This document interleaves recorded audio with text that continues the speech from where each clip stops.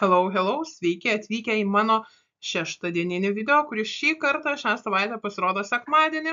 Taip jau nutiko, kad vieną dieną vėluoju, tikriausiai taip.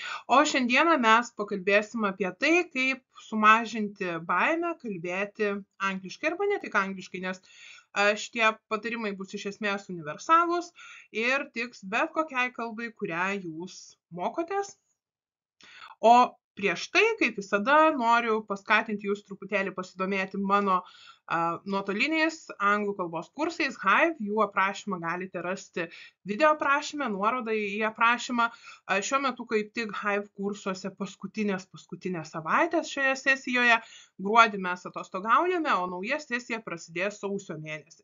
Žinoma, dar registracijos nėra, dar yra truputėlį anksti, bet jeigu jūs norite perskaitę aprašymą, jeigu norėsite prisijungti prie kurso, tai tiesiog labai paprastai man parašykite elektroniniu paštu ir aš įtrauksiu jūs į sąrašą tų, kurie nori mokytis nuo sausio mėnesio. O dabar keliaujame kalbėti apie kalbėjimo baimę. Taigi, kodėl mes bijome kalbėti, ar ne? Tikriausiai tai vienas iš tokių didžiausių nerimą keliančių dalykų besimokantiem, ar ne? Skaitome saugiai, klausome saugiai, rašome kažką saugiai, bet kai reikia prakalbėti, kai reikia išdrįsti prakalbėti, kai reikia su kažkuo komunikuoti, su kažkuo bendrauti, nesvarbu koks yra lygis, labai dažnai aš išgirstu apie tai, kad baisu, bijau, neišeina, skaityti galiu, klausyti galiu, rašyti neblogai, bet kai reikia kalbėti, tai kažkas tiesiog visos tos baimės, ar ne, trūksta oro, rankos dreba, širdis kalatojas ir taip toliau. Tai yra labai dažnas dalykas. Pirma, pakalbėkime apie tai, kodėl mes bijom, ar ne? Visų pirma, tai mes labai bijom padaryti klaidų. Bijom kažką ne taip pasakyti, panaudoti ne tokį žodį, panaudoti ne kažkokios tai gramatinius dalykus, ar ne taip kažką tai nusišnekėti, bijom neteisingai pasakyti, bijom, kad mus neteisingai supras, ar ne? Tai iš esmės yra bijom pridaryti klaidų. Toliau taip pat jaudinamės, ką apie mus pagalvos kiti. Ar ne, yra šitas dalykas.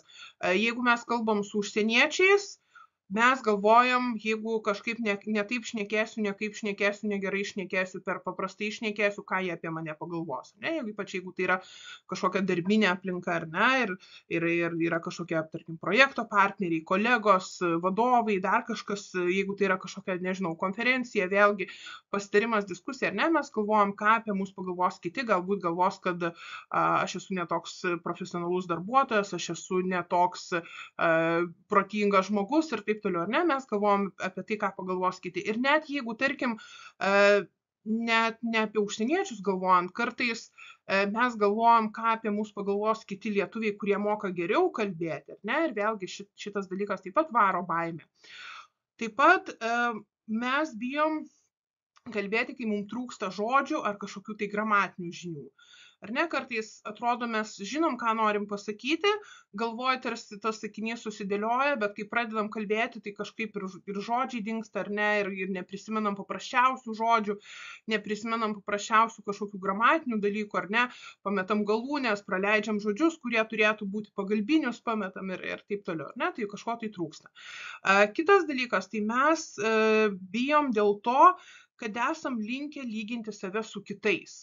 Ypač tai yra, jeigu mes mokomės, pavyzdžiui, kalbų kursuose, kur yra didesnė grupė žmonių ir grupėje yra kažkas, kas kalba geriau negu mes, ne? Ir mes tada kartais labai nenorime kalbėti. Ir aš esu turėjęs grupėje tokių mokinių, kurie kuklinasi, kurie yra nedrąsūs, kurie kartais, ar ne, pavyzdžiui, kalbėjimo grupė, ar ne, kartais būna, kad išreiškia nuomonę, kad kiti geriau kalba negu aš, man labai nepatogu, man nesinori, ar ne, kalbėti.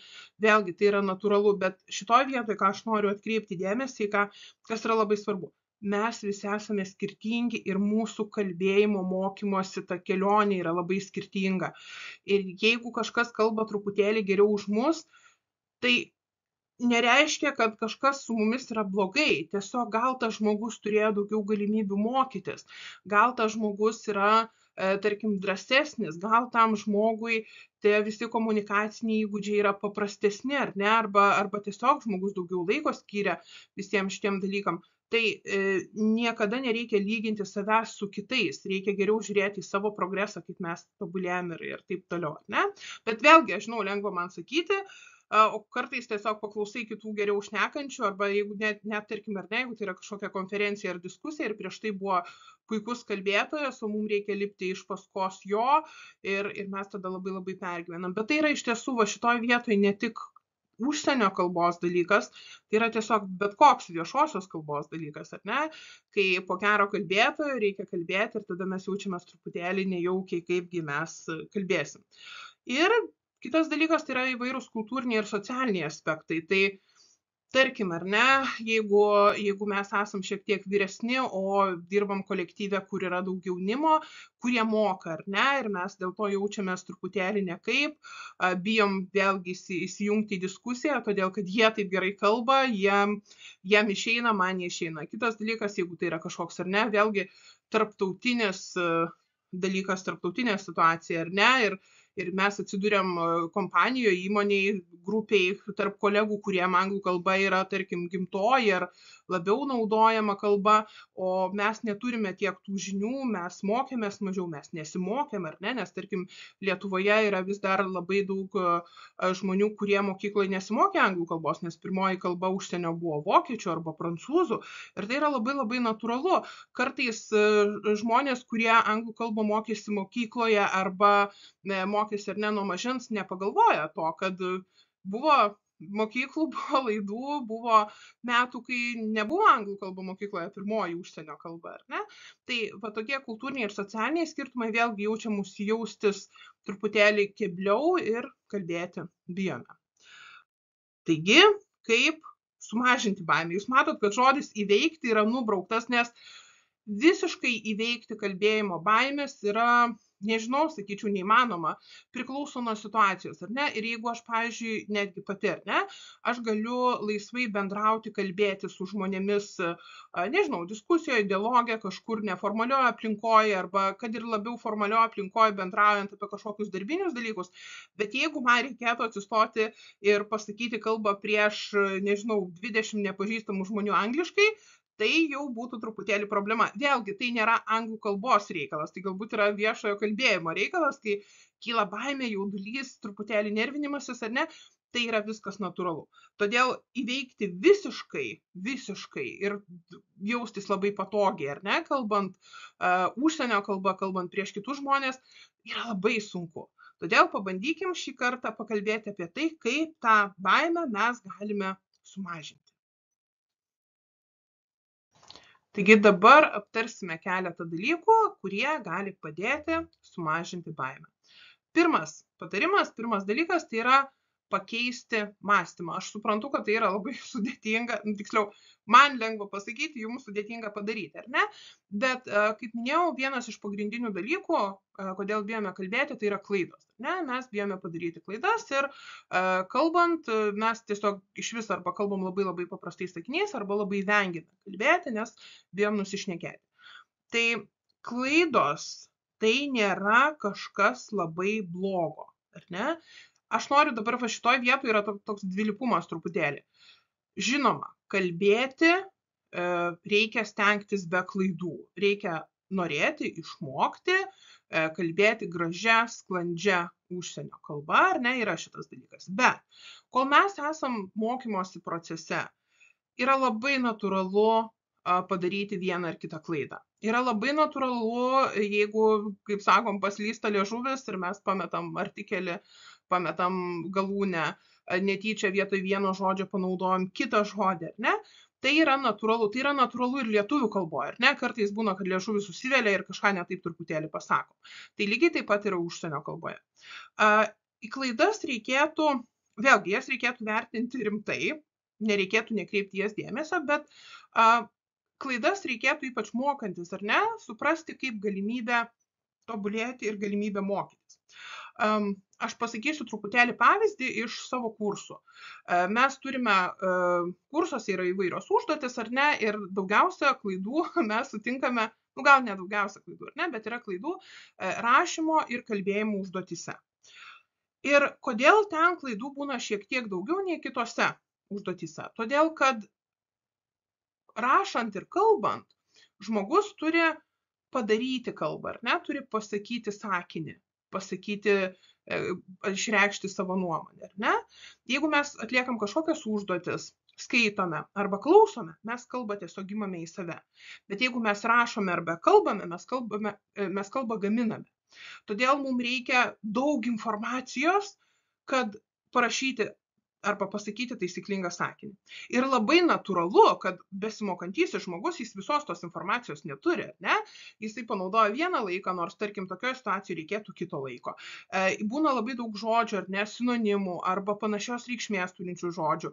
Ir kartais besimokantysis nežino, jis neis dabar ieškoti, kuo, pavyzdžiui, skiriasi, na, nežinau, ir iš prieitos temos, ar ne, suit ir fit ir match, ar ne, jis tiesiog žodyne paieško žodžio tikti ir pasirenka vieną iš jų. Tai yra labai natūralu neturėti mokymosi procese, ar ne, neturėti visų žinių. Bet sužinant apie klaidą, mes turim galimybę daugiau sužinoti, ar ne? Ir būtent man labiausiai patinka taisyti ir po to, tarkim, savaitės aptarime, aš iš tų rašymo ir kalbėjimo užduočių daugiausiai gaunu medžiagos apie ką aptarti ir ką apšnekėti.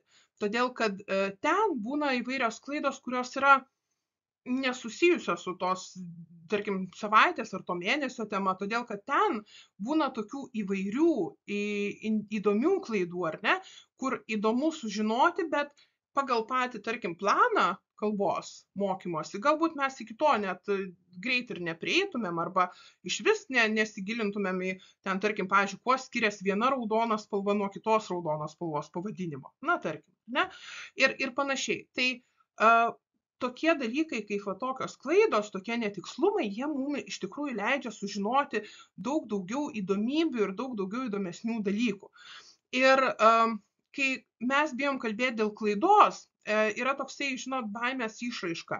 Angliškai vadinasi fight or flight momentas, tas kovos, kai mes jau ar nebijom ir nusprendžiam, ar mes dabar liekam kovoti, ar mes bėgam ir slepiamės. Tai yra tiesiog mūsų žmonių per evoliuciją išlikęs dalykas, ar ne, kad mūsų tokia natūrali reakcija į baimę.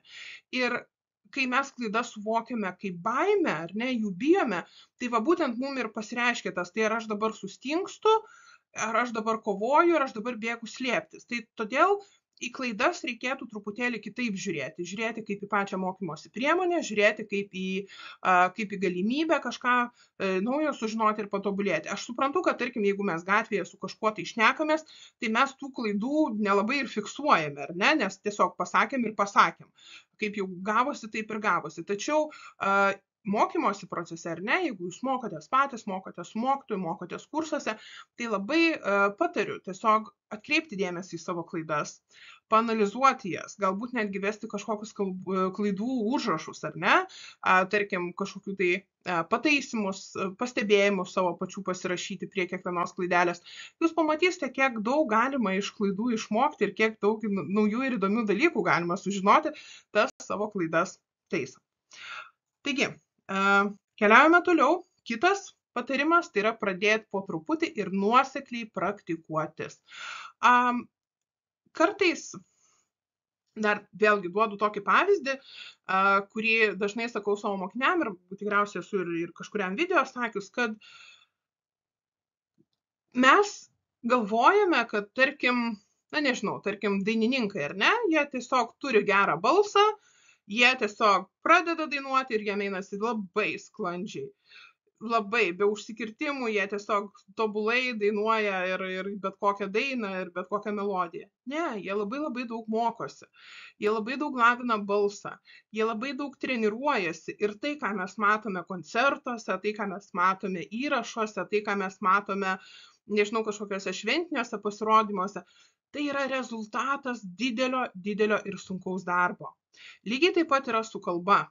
Mes vėlgi galvoj, yra tas toks juokingas paveikslėlis, ar ne, su drakonu, kad galvoj mums atrodo, kad mūsų kalba yra kokia didelė, nuostabi ir kaip mes sklandžiai dabar viską pasakysim, bet kai įsižiojam, tai visai ne tai, kas buvo mūsų galvoje. Taip ir yra ir su dainavimu, taip yra ir su įvairiais kitais dalykais, ar ne?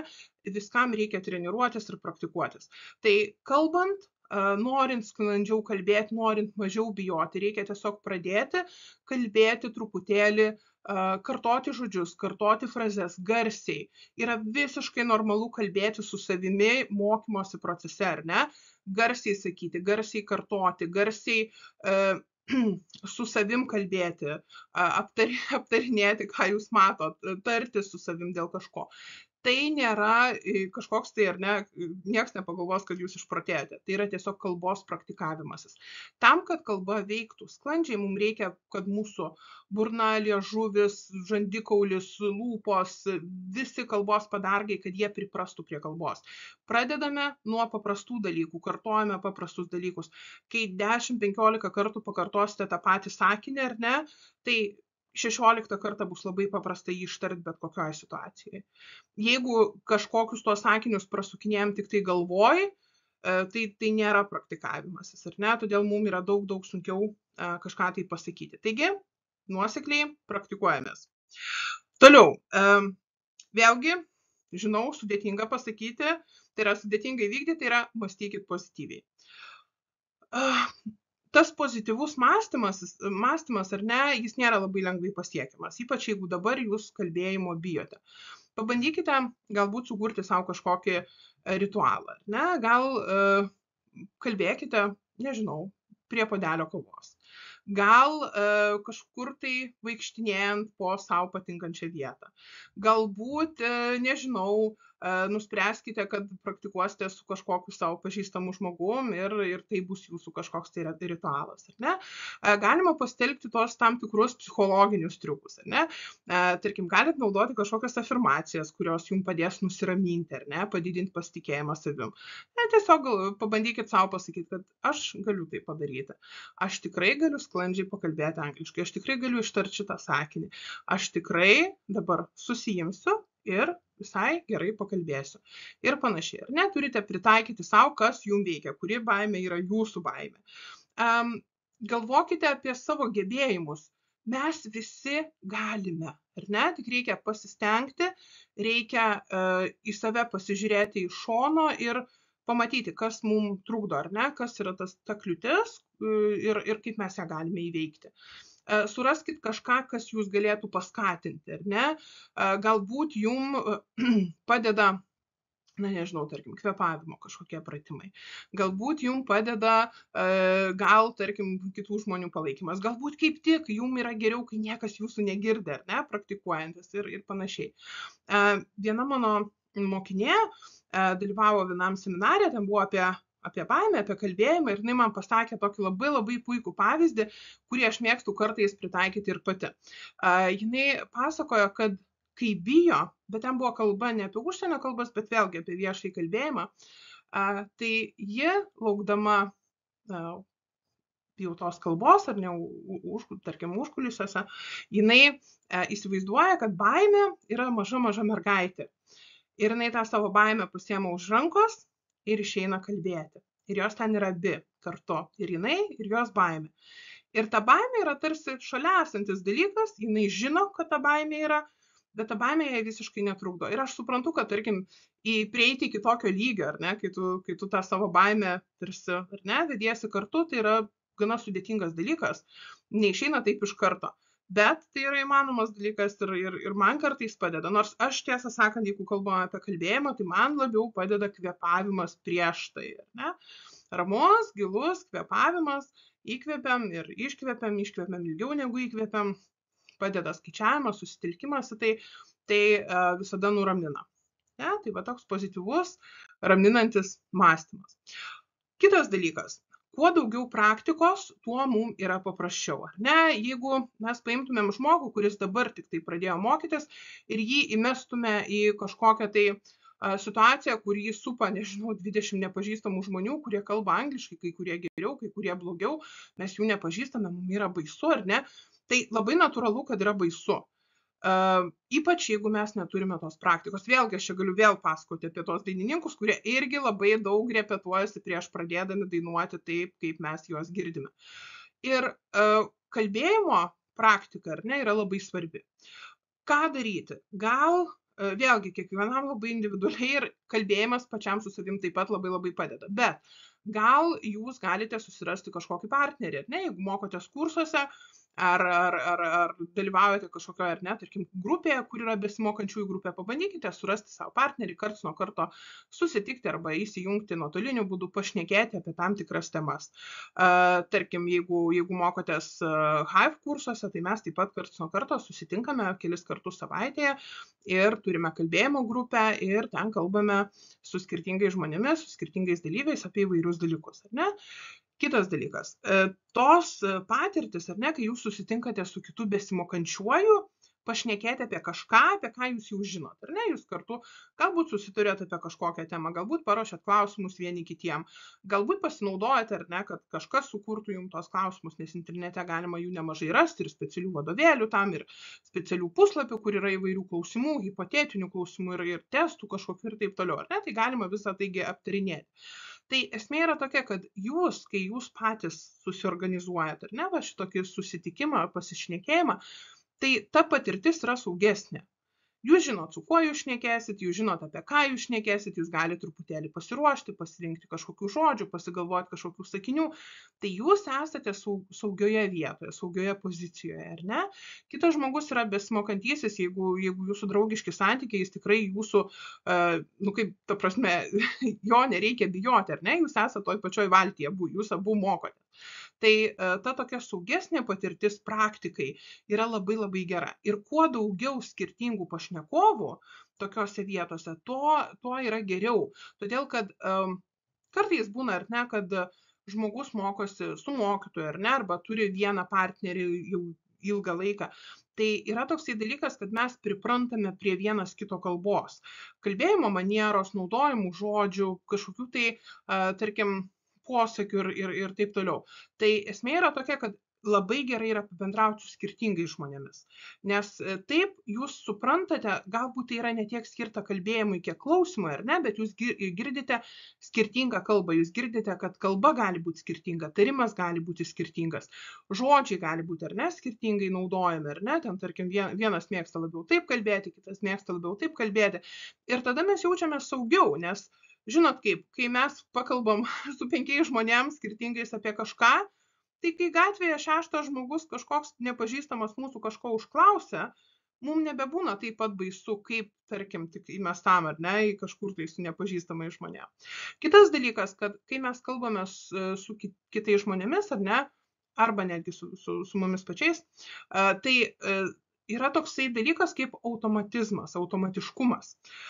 Ir mes tokiu atveju, kai mes vėlgi daug kartų kartojame tą pačią frazę, daug kartų kartojame tą patį, tarkim, gramatinę konstrukciją, tai vėlgi, jeigu 10 kartų mes kažkur kažką pakartojam tokiam netikram pokalbį, tai labai lengvai mums 11 kartą jau tikram reikalingam pokalbį atsigamins ta frazė arba tas sakinys. Ne, mes automatiškai mokėsim atsakyti kai kuriuos klausimus. Labai paprastas pavyzdys. Netgi jeigu jūs tik dabar pradedat mokytis, ar ne, bet jeigu aš prie jūsų prieičiau ir sakyčiau hello, jūs man tikrai atsakytumėt hello. Ar ne, jeigu aš paklausčiau what is your name ir jūs tikriausiai atsakytumėt my name is toks ir toks arba I am toks ir toks. Todėl, kad tie paprasti sakiniai, paprasti klausimai, jie jau automatiškai, ar ne, yra atsakymas. Tai lygiai taip pat yra sudėtingesniais sakiniais, ar ne, tarkim, what do you do, where are you going, dar kažkas, ar ne, tokie sudėtingesni, čia nelabai sudėtingi iš tikrųjų sakiniai, bet ką aš turiu omeny, kad tas automatinis atsakymas, ar ne, arba automatinė frazė, automatinė, kai ne tai, kad mes pasakom kaip automatas, bet kai mes galime duoti sakinį negalvodami, nesusimastydami, kai mes neturime galvoj, kad dabar manęs paklausė šito, tai aš dabar turiu šitą pasakyti, šitas žodis ir taip, ir dabar aš susidėlioju ir net tai reikalauja laiko. Kartais, kai kažko tai paklausė, mes automatiškai kažką tai pasakom, nes mums galvoje visą tai susidėlioja automatiškai. Galiausiai, kas yra svarbu, išgirskit save. Ar ne? Tai yra labai geras pratimas ir aš žinau vėlgi, kad yra labai sudėtinga ir savęs klausyti, ar ne, įrašius kažkur, nes mūsų balsas būna kitoks, tai yra labai natūralu, nes vienas dalykas, kai balsas sklinda iš burnos ir mūsų ausis yra va šitose vietose ir mes iš kitos pusės savo balsą girdim, jis kitaip atskrenda. O kai mes klausomės įrašyto balso arba įrašyto video savo, lygiai taip pat, ar ne, kartais sako, oi, aš negaliu žiūrėti savo video, oi, aš negaliu žiūrėti savo nuotraukas, oi, negaliu klausyti savo balso. Na, tai yra pripratimo reikalas, patikėkit manim. Aš filmuojas jau daug metų, aš įrašinėjau savo balsą daug metų. Tai yra pripratimo reikalas. Pirmi kokie 5 video atrodys keistai, po to viskas į savo vėžes ir viskas atrodys natūraliai. Taigi, įrašykite savo kalbėjimą, paklausykite, būkite kritiški, pastebėkite, ar ne, ar yra klaidų, nes klausant, kiekvieną sakinį sustabdant po kiekvieno sakinio yra jau truputėlį aiškiau, ar ne? Jūs jau galite truputėlį kritiškiau pažiūrėti, ar tikrai tas žodis, ar tikrai pabandykit užrašyti, ką pasakėt, pabandykit paanalizuoti, ar ne? Pažiūrėkite, kurioje vietoje pastrigote, kurioje vietoje pritrūko žodžio. Galbūt reikia pasimokyti, kaip kitais žodžiais apibūdinti kažkokį žodį, kurio trūksta. Kalbant įsijungus baimiai, mes kartais nebelabai valdome, ką mes sakome, yra šitas dalykas. Ir tokiu atveju, ar ne, paklausyti ir įrašytą kažkokį dalyką labai labai gerai. Kitas dalykas, kad tai yra kaip priverstinis kalbėjimas ir priverstinis savęs vertinimas. Ar ne? Tai yra tiesiog mokymosi procesas, mokymosi metodas, ar ne, tarkim, tai yra geras dalykas. Kitas dalykas, labai dažnai girdžiu, vėlgi, kad kartais žmonės sako, oi, aš taip prastai kalbu, man taip sudėtinga, aš nelabai moku, ar ne, visi kiti geriau kalba, tai labai dažnai mes nuvertinam save, ar ne? Ir labai dažnai būna, kad mokinys atsiunčia savo kalbėjimo įrašą su tuo prierašu, kad aš stengiausi, bet man nelabai išeina, ir tu paklausai, ir tai yra labai gerai, ar ne? Kiekvienas mes esam kažkokiam tai mokymosi lygmenyje. Ir tas, kuris yra A1 arba A2 lygmenį, jis tikrai dar tuo metu nekalbės kaip B2. Taigi būkite objektyvus, ne? Susivokime, kur esame. Ir kartais, ar ne, kai aš gaunu tos įrašus sklandžiai, tarimo klaidų nėra, viskas normaliai, ar ne? Žinoma, mokymosi procese pradžioj ta kalba būna ne tokia sklandi, bet gramatinių klaidų nėra ir tada galvoju, žmogus tiesiog nežino, kad jis visai gerai kalba, ar ne? Todėl būkite objektyvesni, nenuvertinkit savęs, paklausykite savęs, ar ne? Iššūkis jum, pabandykite kasdien po kokią minutę įrašyti kažko.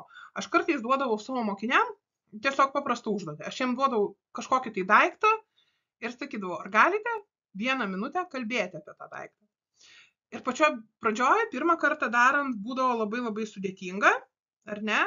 Būdavo labai sudėtinga, nes tarsi, o ką čia dabar pasakyti, tai yra, nu, tarkim, ar ne, duodi kažkokį rašiklį, tai yra rašiklis, na, mėlynas, na, ar ne, iš balto plastiko, bet kalbant vis kitą kartą ir kitą kartą, net apie tą patį daiktą, atsirasdavo daugiau dalykų, ar ne? Kažkas prisimindavo istoriją apie kažkokį rašiklį, kažkas sugalvodavo, kad turėdavo panašų, kurį gavo ten kažkur tai ir taip toliau. Tai tos istorijos, ar ne, jos vis plečiasi ir plečiasi.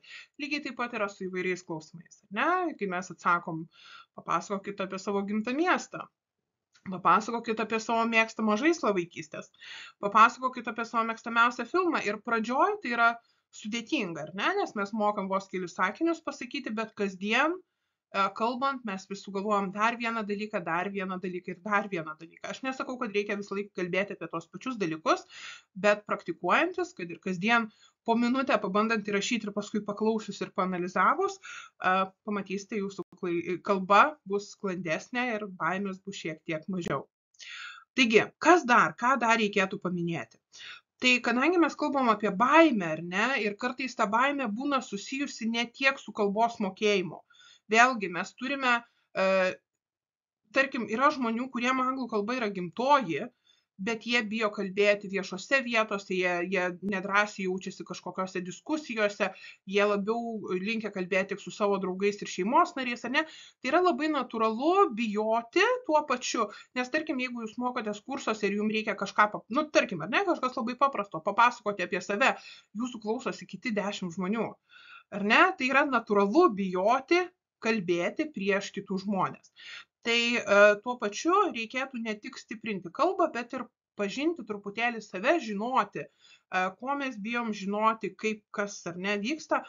Galbūt reikėtų pasidomėti kažkokiais tai nerimo, baimės mažinimo būdais, ar ne? Galbūt kvėpavimas jums padėtų. Man, pavyzdžiui, prieš kalbant su kažkuo, arba ten, tarkim, prieš vedant seminarą, prieš atsiskaitant kažkur universitete mokantis, ar ne, atsiskaitant užduotis, tai yra kvėpavimas, kas labai padeda. Miegas kažkam galbūt yra labai svarbu. Ten, tarkim, kažkokios smegenų veiklos praktikos. Angliškai vadinamas exposure dalykas, kuris yra taikomas gydant baimę, tai yra gydant mažinant baimę, ar ne? Tai yra, tarkim, žmonės, kurie kažko tai bijo, tarkim, vorų, ar ne? Aš bijau vorų, ar ne? Tai po truputėlį man rodo gražius vorus, ar ne? Nupieštus, vaikiškus, ar ne? Kurie yra visai nebaisus ir po truputėlį jisai, ar ne? Toks tikrėja ir po truputėlį, tarkim, pradedi nebijoti. Nežinau, kiek tai veikia, bet kai kuriems žmonėms tai veikia. Arba, tarkim, ar ne, žmonės, kurie turi, nežinau, gal aukščio baimę, ar ne, ir po truputėlį jie meta savo iššūkį lipti į vis aukštesnį kalną, pavyzdžiui. Tai va, tas exposure yra veikiantis ir su kalbėjimu dalykas, ar ne? Jeigu mes pradedam kalbėti su kažkuo ir vis darom tą situaciją sudėtingesnę, tai kiekvieną kartą po truputėlį mes įveikiam, ar ne, tą iššūkį darosi paprasčiau. Kitas dalykas yra vėlgi angliškai vadinamas positive framing, ar ne, tai tarsi nuteikimas savęs teigiamomis mintimis, teigiamomis situacijomis, kai mes galvojame, ar ne, nusiteikiame, kad viskas bus gerai, kad tai išeis į teigiamą dalyką, ar ne, ir tas toks minčių nustatymas savo, jis padeda įveikti baimę. Taigi, savęs pažinimas, o taip pat parama ir palaikymas iš artimųjų žmonių. Vėlgi, galbūt šeimos narių, galbūt draugų, gal kitų besimokančiųjų, galbūt mokytojo, ar ne, galbūt dėstytojo, galbūt tų žmonių, kurie yra jūsų kolegos, ar ne, ir toje pačioje situacijoje nereikia bijoti, ar ne, pasakyti, kad man dabar yra baisu ir aš labai stengsiuos, bet jeigu ką, nepykit, truputėlį gali drebėti balsas, gali drebėti rankos, ar ne, ir toliau. Taigi, tie dalykai taip pat padeda. O pabaigai aš labai tiesiog noriu pasakyti, kad kalba yra praktika. Kalbėjimas yra praktikavimasis. Ir visoje toj kelionėje, kurią mes vadinam mokymosi kelionė, ar ne, kiekvienas žodis, kiekviena frazė, kiekvienas pasakytas sakinys, jis mus truputėlį priartina prie sklandaus kalbėjimo. Vėlgi, kaip dainininkai, ar ne, 10, 20, 30 kartų jie šlifuoja kiekvieną natą dainoj. Jie dainuoja, prasidainuoja, lavina balsą. Jie tas dainas moka ant tiek mintinai, kad mes galvom žodžius, ar ne, bet jie žino kiekvieną melodijos vingrybę. Lygiai tas pats yra su kalba, ar ne? Mes turim mokėti, mes turim praktikuotis. Mes turim dailinti tą kalbą, mes turim daug kartų kartoti, kad paskui jinai būtų sklandi ir kad mes galėtumėm kalbėti su šiek tiek mažiau baimės. Taigi, tiek šiam kartui, tiek šiam pokalbį apie tai, kaip sumažinti baimę. Ir aš tikiuosi, kad iš mano patarimų jum kai kurie bus naudingi. Labai noriu pakviesti pasidalinti komentaruose, ar jum baisu kalbėti angliškai. Galbūt, žinot, turit patirti kažkokią tai situaciją, kai buvo labai baisu, bet jum pavyko. O galbūt turit situaciją, kai buvo taip baisu, kad neišdrįsote. Pasidalinkite, ar ne? Nes tie, kurie kiti žiūri video, jiem bus labai naudinga jūsų patirtis, ne tik mano patirtis. Taigi kviečiu pasidalinti YouTube komentaruose. Jeigu neprenumeruojat kanalo, kviečiu spausti subscribe mygtuką. Jeigu video patiko, spauskite like. Ir pasimatysime kitose video. Bye everyone.